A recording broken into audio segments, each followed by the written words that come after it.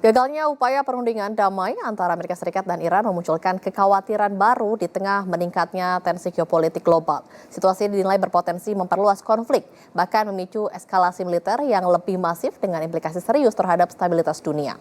Untuk membahas sejauh mana dampak kegagalan diplomasi ini, sudah bergabung bersama kami pengamat intelijen Ridwan Habib. Terima kasih Pak Ridwan sudah bergabung bersama Jopos TV.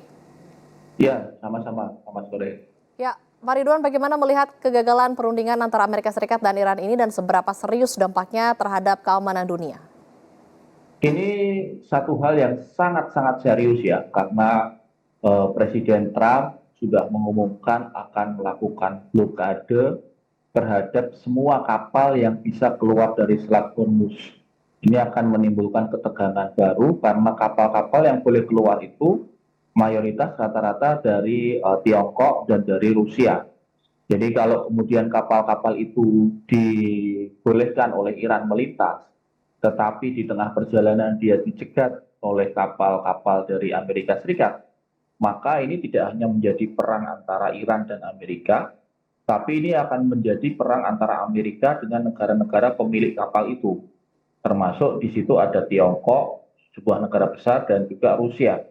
Nah, kalau ini tereskalasi, maka kita menghadapi situasi yang makin volatile, makin turbulence, dan makin tidak menentu, Mbak Rate. Ya, berarti kegagalan diplomasi ini menjadi titik awal eskalasi konflik yang lebih luas dan berpotensi ya menyeret negara-negara lain ke dalam konflik terbuka. Pak Ridwan, begitu? Betul, betul.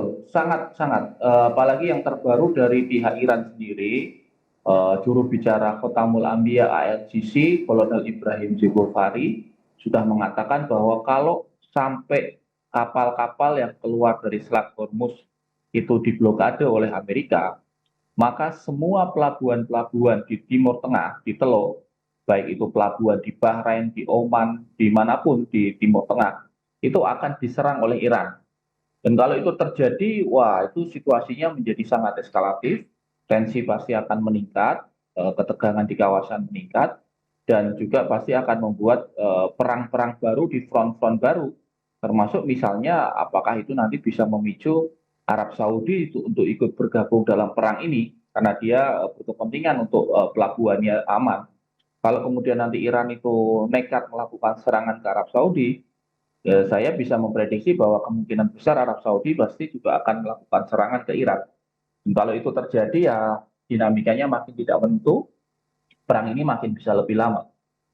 Jadi Pak Ridwan, seberapa besar kemungkinan konflik ini berkembang menjadi perang yang lebih masif dibanding sekadar ketegangan terbatas seperti yang terjadi saat ini?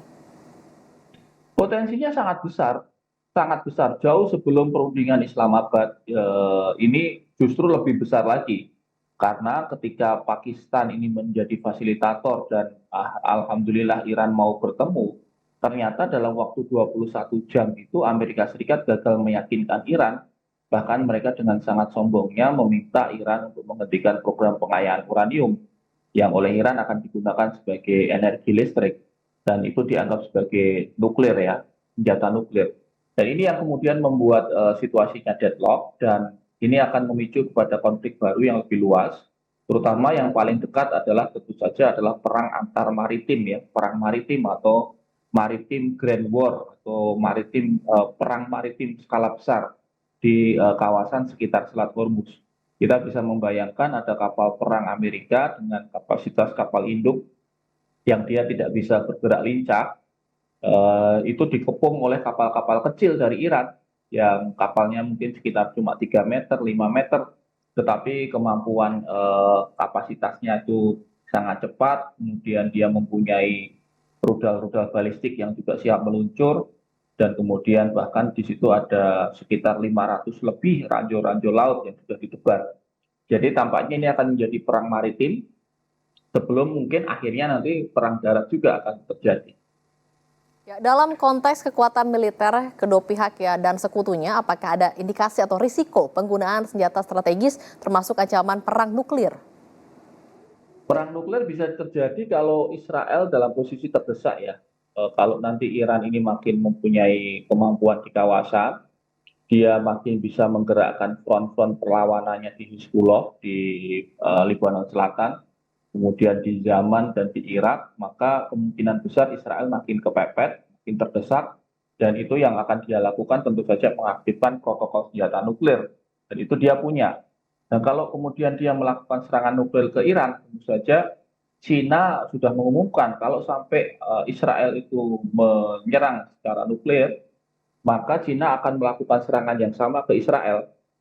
Dan bahkan Cina mengancam bahwa Israel akan menjadi hilang dari bumi, hilang dari planet bumi, hilang dari muka bumi. Nah, ini kan sesuatu yang saya kira memang sangat-sangat serius, dan kalau itu terjadi juga dampaknya buat dunia sangat jelek ya. Kita akan kena krisis nuklir, Indonesia bisa terjebak dalam sengketa nuklir yang itu juga resiko tinggi buat kita karena matahari akan tertutup selama 4 tahun. Oke, sesuai barusan yang dikatakan oleh Pak Ridwan, berarti negara-negara besar seperti Rusia dan juga Cina bisa berpotensi ikut ke dalam perang ini. Tapi apakah mungkin mereka berpotensi menahan eskalasi tersebut? Ya, mereka sedang berusaha. Saat ini kan Cina mati-matian berusaha memaksimalkan upaya diplomasi tertutupnya karena situasi selat itu juga akan merugikan Cina. Tetapi Rusia juga tampaknya juga mendapatkan keuntungan dari perang ini karena ketika semua orang berkonsentrasi di perang Timur Tengah, maka konsentrasi atau perhatian terhadap perang Ukraina menjadi berkurang. Dan itu menguntungkan buat Rusia karena dia bisa menyerang lebih dalam, menyerang lebih cepat, dan menyerang lebih luas. Jadi ini yang kemudian saya kira Rusia juga sedang menunggu-nunggu momentum untuk ikut mempermasalahkan perang ini. Tetapi sejauh ini memang paling diuntungkan ya Rusia. Dalam hal ini kita sangat berharap Arab Saudi dan negara-negara besar lain di Timur Tengah itu berbesar hati untuk kemudian melakukan semacam upaya diplomasi, menahan kemampuan mereka untuk menahan nafsu angkara murka dari Amerika dan Israel, karena selama ini kan mereka berperan dalam investasi-investasi dan uang mereka banyak ditanamkan di Amerika. Kalau para pengusaha-pengusaha di Arab Saudi itu kemudian mengambil uangnya yang selama ini diinvestasikan ke Amerika, maka itu bisa menimbulkan kolaps dari sisi keuangan di Amerika Serikat. Ya Pak Ridwan, jika konflik ini benar-benar meluas, apa dampaknya terhadap stabilitas global khususnya di sektor ekonomi, energi dan juga keamanan internasional? Secara global energi akan terdampak luas ya, karena minyak bumi ini kan turunannya banyak yang disebut dengan produk petrokimia.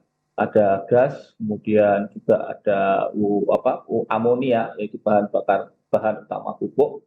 Dan kalau pupuk langka, maka akan terjadi kelangkaan pangan.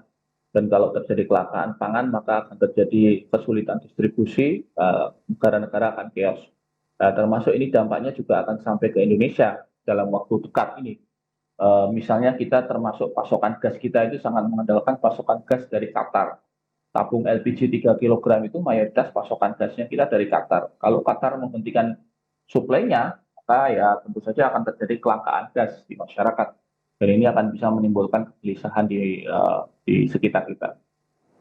Ya, kalau dilihat dari perspektif militer, langkah apa yang biasanya diambil negara ketika jalur diplomasi benar-benar menemui jalan buntu? Mereka biasanya memaksimalkan upaya militer sampai pihak lawan bertekuk lutut ya. Permasalahannya Iran ini tidak mudah dibuat bertekuk lutut karena mereka sudah mempersiapkan perang ini lama. Ada satu jurnal yang mengatakan Iran ini sudah mempersiapkan perang ini 40 tahun yang lalu. Jadi mereka siap sampai titik darah penghabisan, bahasa sederhananya begitu. Nah, kalau kemudian Amerika ini memaksakan serangan militer, baik itu serangan maritim maupun serangan darat, maka ini akan menjadi perang panjang bertahun-tahun dan mungkin juga akan sangat merugikan menekan ekonomi dunia.